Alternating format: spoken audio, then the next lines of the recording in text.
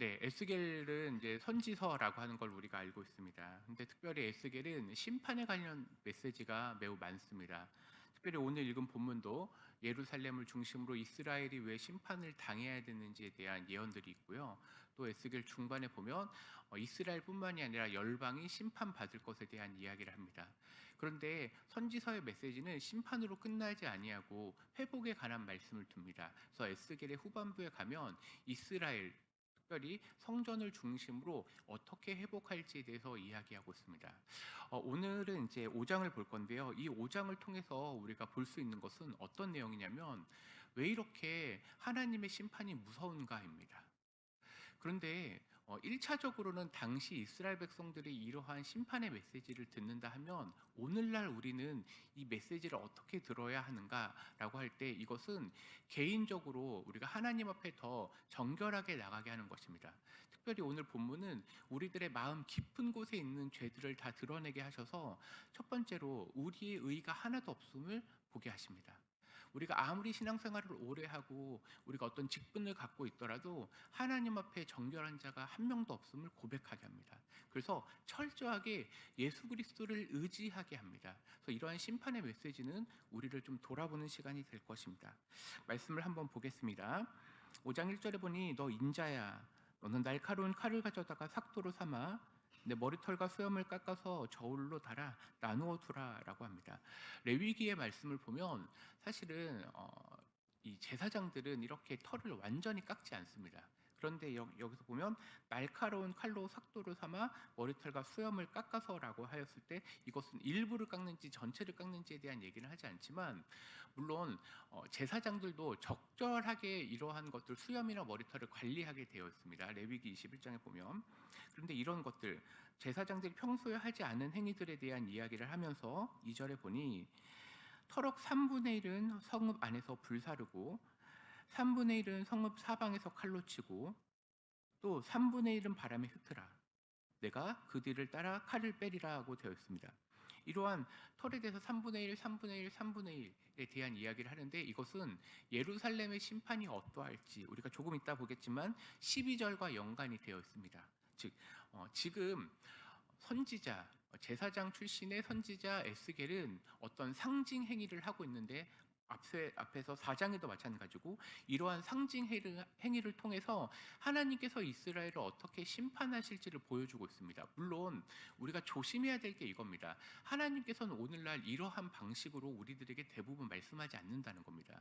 왜냐하면 성경 66권이 완전히 다 우리가 정해졌기 때문에 이 안에서 우리가 하나님의 말씀을 듣고요. 특별히 성경이 기록되는 가운데 에스겔을 통해서 하나님이 직접적으로 이렇게 행동하라라고 알려주시는 것입니다. 그래서 이렇게 3분의 1씩에 대해서 얘기를 하고 3절에 너는 터럭 중에서 조금을 내 옷자락에 싸고라고 되어 있습니다.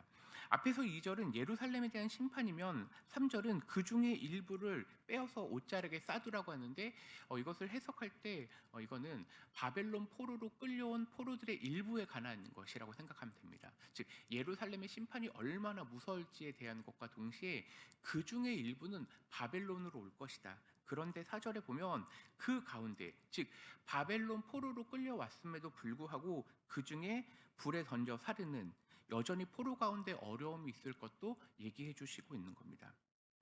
그러면서 오늘 읽었던 본문 이제 5절에 나옵니다. 주 여호와께서 이와 같이 이르시되 이것이 곧 예루살렘이라. 즉 예루살렘에 대한 심판에 관한 얘기를 하면서 예루살렘을 의인화하여서 이야기하고 있습니다. 내가 그를 이방인 가운데 두어 나라들이 둘러있게 하였거늘. 원래는 하나님의 약속의 땅 이스라엘은 이렇게 심판을 당하지 않는 나라여야 하였습니다. 왜냐하면 하나님께서 항상 돌보고 계시는데 예루살렘이 심판을 당한다라고 했을 때 당시 이스라엘의 신학에서는 이게 아주 큰 충격이었습니다. 왜냐하면 하나님의 약속의 땅이었음에도 불구하고 예루살렘은 성전이 있는 곳입니다. 그래서 그들 마음 가운데 여기 예루살렘은 심판당하지 않을 거야라는 게 이스라엘 백성들의 마음 가운데 있었습니다. 다른 말로 얘기하면 이들은 매일 죄를 짓고 율법을 깨트리면서 살면서도 내가 우리 여기가 성전이 있기 때문에 우리는 괜찮을 거야라고 생각했던 그걸 하나님이 심판을 통해서 깨트리시는 겁니다. 혹 이러한 말씀을 통해서 우리도 보게 되는 건 이런 겁니다. 아, 나는 교회 몇 년 다녔어. 나는 신앙생활 오래 했어가 우리들에게 하나님 앞에 나갈 때 죄를 가려줄 수 없다는 겁니다. 그러니까 우리는 이런 말씀을 통해서 내가 철저하게 죄인이건을 깨달으면서 주님 앞에 나가야 됩니다. 그러면서 6절에 보니 그가 내 규례를 거슬러서, 즉 예루살렘에 속해져 있는 이스라엘 백성들이 규례를 거슬른다. 또 이방인보다 악을 더 행하며 내 율례도 그리함. 그래서 6절에 보면 6, 7절에는 규례, 율례가 반복적으로 등장하고 있습니다. 규례와 율례는 기본적으로 거의 비슷한 의미입니다. 하나님의 말씀에 순종하지 않은 모습들. 굳이 사전적 의미로 따지면 규례는 규칙을 얘기하고 율례는 관습에 가깝습니다. 즉 그들의 법적인 것도 깨뜨리고 관습도 철저하게 하나님 말씀에 순종하지 아니했던 그 말씀을 보여주고 입니다. 그래서 그들의 심각함이 이방인들보다 더하다. 이방인에도 미치지 않는다라는 겁니다. 하나님께서 이스라엘 백성들을 선택하셔서 그들의 언약 백성으로 삼으시고 원래는 율법을 주신 이유가 무엇이죠? 하나님의 언약 백성으로 이 세상에 하나님의 나라 백성이 어떻게 살아야 되는지를 보여주고, 그리고 너희들이 복이 되어서 열방 가운데 빛이 되라고 부르셨습니다. 근데 이방인들보다 더 못한 것으로 지금 전락한 것입니다. 그래서 8절에 여호와의 심판은 어떻게 표현되었냐면 이방인의 목전에서 너에게 벌을 내릴 것이다. 9절에 모든 가증한 일로 말미암아 전무후무하게 내게 내릴지라. 얼마나 큰 심판이 있을지에 대한 선언입니다.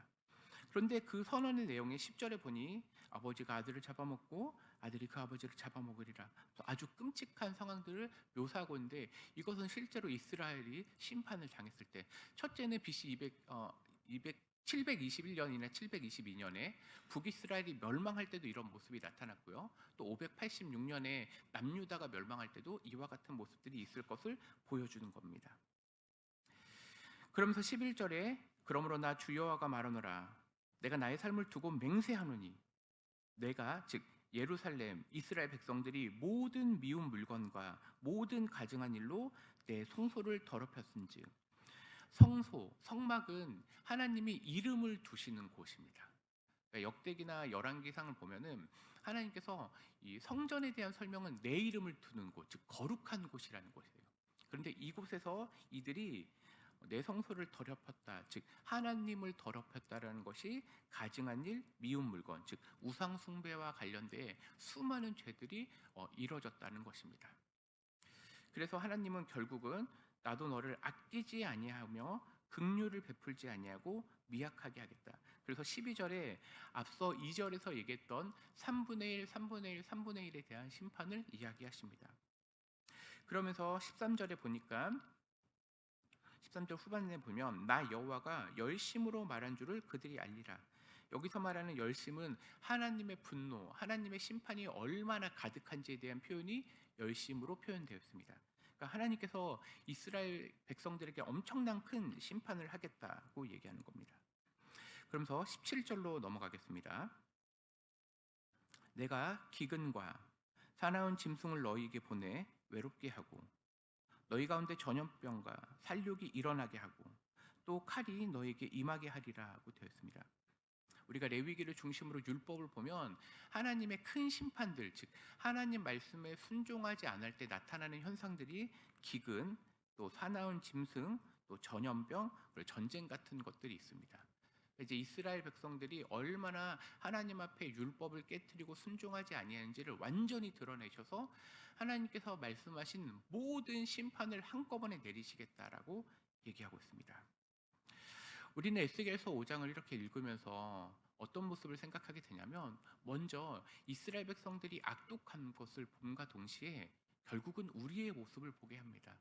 내가 하나님 앞에서 죄악 가운데 걸어가는 것은 아닌가. 물론 여기에서 말하는 것은 우리 내면의 죄를 이야기합니다. 우리가 성령을 받고 하나님의 나라 백성으로 살아갈 때 우리 성령께서는 우리의 양심 가운데 찔림을 통하여서 죄를 미워하게 하십니다. 이것은 예수님의 보혈의 능력으로 성령이 우리 가운데 계시는 거죠. 그럼에도 불구하고 이러한 선지서를 통해서 보게 되는 것은, 그럼에도 불구하고 주님은 우리가 여전히 거룩하기를 원하신다는 겁니다. 아브라함에게도 내가 거룩하니 너희도 거룩하라, 완전하라라고 얘기하십니다. 물론 우리가 완전한 거룩함에 이 땅에선 이룰 수 없습니다. 그러나 이 성화의 과정에서 우리는 주님 앞에 조금이라도 더 작은 죄들을 더 드러나게 하십니다. 이 새벽에 기도할 때, 주님, 나의 숨겨진 죄들, 내 마음 가운데 사람들을 미워하고 또 주님을 온전히 따르지 아니하는 그러한 죄들을 고백하게 하시고, 그리고 하나님의 징계 이후에 항상 사랑이 있듯이 주님, 정말 주님의 힘으로 회복시켜 주시옵소서. 성령께서 나를 새롭게 하여 주시고 정말로 나로 하여금 주님의 말씀을 더 사모하고 따르게 하여 주시옵소서. 이것이 오늘 나뿐만이 아니라 우리 가족 그리고 우리 교회가 해야 될 일입니다. 점점 교회들이 이 시대의 윤리에 따라가는 것들을 보게 됩니다. 그런데 성경 말씀을, 특별히 구약의 이런 율법서들이나 선지서들을 통해서 보는 건 우리 오늘날 시대의 어떤 원칙들이 아니라 여전히 하나님은 기준이 있다는 겁니다. 완벽한 완전한 기준이 있다는 겁니다. 그러니 우리는 그러한 기준에 맞추어서 하나님, 우리를 선한 길로 이끌어 주시옵소서. 주의 말씀대로 살게 하옵소서. 이것이 이 새벽의 기도가 되어야 하겠습니다. 함께 기도하겠습니다.